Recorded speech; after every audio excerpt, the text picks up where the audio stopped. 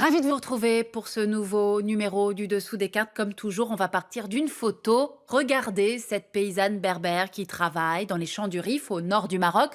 Pas n'importe quel champ, des champs de cannabis. Selon le rapport 2017 de l'Observatoire européen des drogues et toxicomanie, la majorité de la résine de cannabis consommée par les habitants de l'Union européenne et importée de l'étranger provient du Maroc.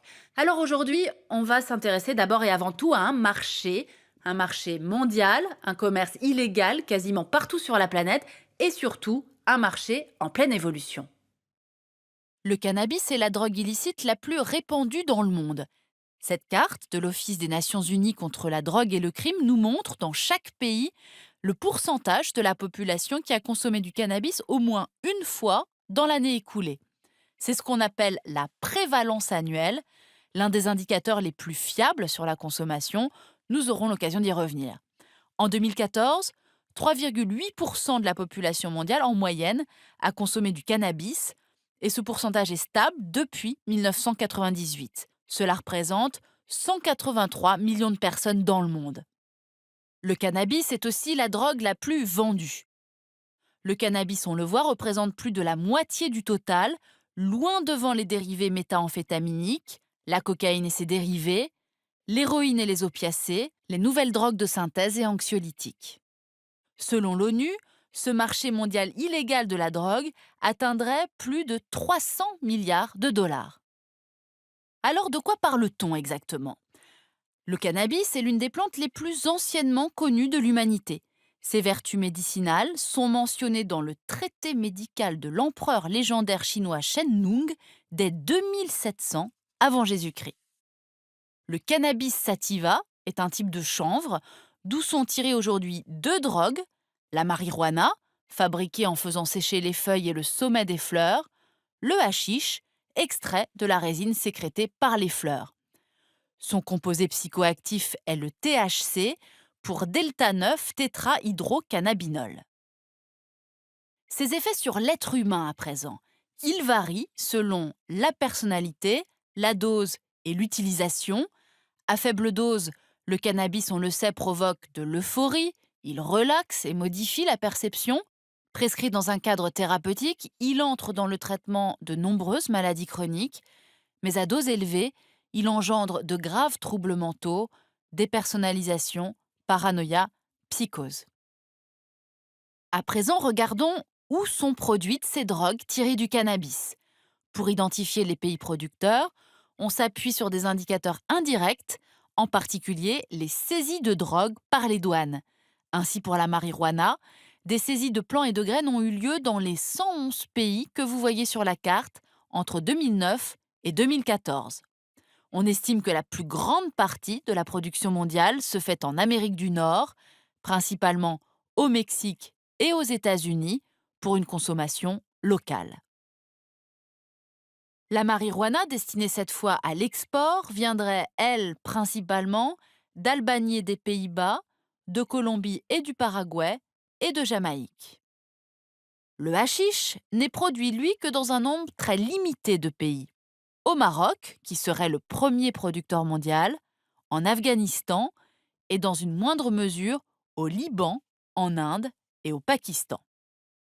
Arrêtons-nous sur le cas du Maroc, pays producteur, consommateur et exportateur de hashish. Au nord du pays, dans le massif montagneux du Rif, on l'a vu tout à l'heure, on cultive le chanvre probablement au moins depuis le XVe siècle, autour de la ville de Kétama.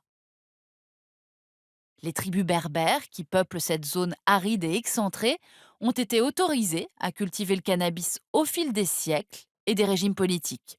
Traditionnellement, les Rifins fument le kif, un mélange de résine de hashish et de tabac noir, particulièrement apprécié à la fin d'un repas. À partir des années 1970, la demande européenne, puis dans les années 80, la crise économique au Maroc change la donne. La région se spécialise dans la production de hashish pour l'export. Dès lors, les superficies cultivées en cannabis augmentent. En 2003, elles atteignaient 134 000 hectares. Après cette date, sous la pression des instances internationales, les surfaces cultivées diminuent, 72 500 hectares en 2005 et seulement 47 000 hectares en 2013. Ces 10 dernières années, la culture du cannabis a changé au Maroc, avec l'arrivée de nouvelles variétés hybrides venues d'Europe, qui ont des rendements 3 à 5 fois plus élevés et aussi une teneur beaucoup plus forte en THC. Alors revenons maintenant aux consommateurs de cannabis dans le monde. Derrière le chiffre moyen de prévalence annuelle se cachent de grandes différences d'un continent à l'autre. Selon les estimations de l'ONU pour 2014, l'Océanie se place en tête. Plus de 10% des adultes y ont consommé du cannabis au cours de l'année. L'Afrique affiche une prévalence annuelle moyenne de 7,6%, avec de grandes disparités et un manque criant de données. On sait quand même que le Nigeria, avec un taux de 14,3%, est un important consommateur. Le continent américain, lui, a une moyenne de 7,5%. Mais là encore, les États-Unis, deuxième pays consommateur dans le monde, et le Canada sont bien au-dessus de la moyenne. Si près de 5% des Européens ont goûté du cannabis dans l'année, c'est à l'ouest du continent qu'on trouve le plus d'adeptes, notamment en Islande, le numéro 1 mondial, et en France. Les estimations de consommation sont bien plus faibles, au Proche et au Moyen-Orient, 3,4%, ainsi qu'en Asie, 1,9%. À présent, on va voir comment, entre ces pays consommateurs et ces pays producteurs, s'organise le marché mondial. Voici la carte des principales routes du trafic de cannabis à la fin des années 2000, de l'Asie du Sud-Est vers l'Australie et la Nouvelle-Zélande, d'Amérique du Sud et centrale, des Caraïbes et du Mexique vers le nord du continent, du Nigeria et du Maroc vers l'Europe de l'Ouest. En Europe, justement, on observe une évolution du marché et des habitudes. Selon les données d'Europol, le hashish marocain transite principalement par l'Espagne, tandis que la résine afghane arrive en Albanie par voie terrestre et au Royaume-Uni par bateau. L'Espagne et les Pays-Bas jouent un rôle de plaque tournante des ventes. Mais depuis une dizaine d'années, la marijuana est devenue de plus en plus populaire chez les consommateurs européens. Alors que les Pays-Bas sont toujours un centre important du trafic, l'Europe de l'Est et du Sud a pris une part croissante dans l'économie illégale de cette drogue. L'Albanie est ainsi devenue l'un des plus importants producteurs et revendeurs de marijuana du continent européen. De plus, la culture locale de cannabis s'est beaucoup développée en Europe, soit culture à petite échelle pour une consommation personnelle, soit vaste plantation commerciale. Du point de vue de la légalité à présent, les consommateurs de cannabis qui vivent dans l'Union européenne sont dans des situations très différentes d'un pays à l'autre. Il y a d'abord ces 14 pays où l'usage du cannabis constitue une infraction pénale. En France, par exemple, pays parmi les plus répressifs, la consommation est un délit passible de 3 750 € d'amende et d'1 an d'emprisonnement, la même peine que pour une consommation d'héroïne. Le gouvernement actuel envisage cependant de passer à une simple contravention. Ensuite, 12 États où l'usage du cannabis est dépénalisé, même si la culture et la vente sont interdites. En 2001, le Portugal a ainsi été le premier pays du monde à dépénaliser l'usage de toutes les drogues. Autre exemple, l'Italie en 2013 et l'Allemagne en 2017 ont légalisé la consommation de cannabis à des fins thérapeutiques. Enfin, 2 pays de l'Union européenne ont encadré la consommation du cannabis pour les adultes tout en la limitant. Aux Pays-Bas, dès 1976, on peut consommer légalement dans les fameux coffee shops. Ces établissements ont aussi le droit de cultiver et de vendre sur place.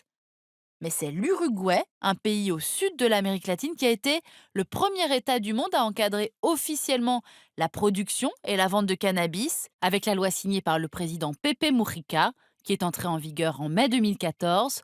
Cette loi stipule que les Uruguayens, à condition d'être citoyens majeurs et de s'inscrire sur un registre, peuvent cultiver le cannabis à domicile pour leur consommation personnelle, faire partie d'un cannabis club ou coopérative agricole, s'approvisionner dans une pharmacie autorisée par l'État depuis juillet 2017. La loi vise essentiellement à contrer la montée en puissance des narcotrafiquants. À présent, allons au nord du continent, aux États-Unis, où le cannabis est théoriquement prohibé au niveau fédéral, mais où la majorité des États autorisent partiellement sa consommation. Dans 46 États, on peut en faire un usage uniquement médical, parfois même limité à certaines pathologies. Et puis il y a aussi la légalisation pour un usage récréatif, votée dans 8 États et à Washington, D.C., la capitale fédérale. C'est le cas du Colorado. La consommation du cannabis y est complètement légale depuis le 1er janvier 2014. En mai 2017, on y dénombrait quelques 500 magasins licenciés, autant que le nombre de Starbucks. Cette légalisation a favorisé l'émergence d'un nouveau secteur économique, culture et transformation du chanvre, et aussi vente de toutes sortes de produits alimentaires dérivés, type gâteaux, chocolat, boissons. Au total, cette industrie a généré 1,3 milliard de dollars de revenus en 2016, 199 millions de dollars de recettes fiscales pour l'État du Colorado, sa deuxième source de revenus derrière le tabac. Cette légalisation a également contribué au développement du secteur touristique avec l'arrivée de nouveaux visiteurs aux côtés des skieurs et des randonneurs. Même s'il est difficile de les interpréter avec exactitude, les chiffres officiels de la consommation de cannabis augmentent chez les adultes depuis qu'elle n'est plus interdite.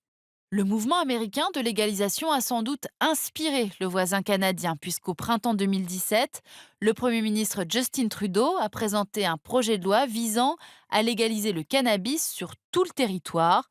La commercialisation pourrait commencer à la mi-2018. Le marché nord-américain est donc prometteur.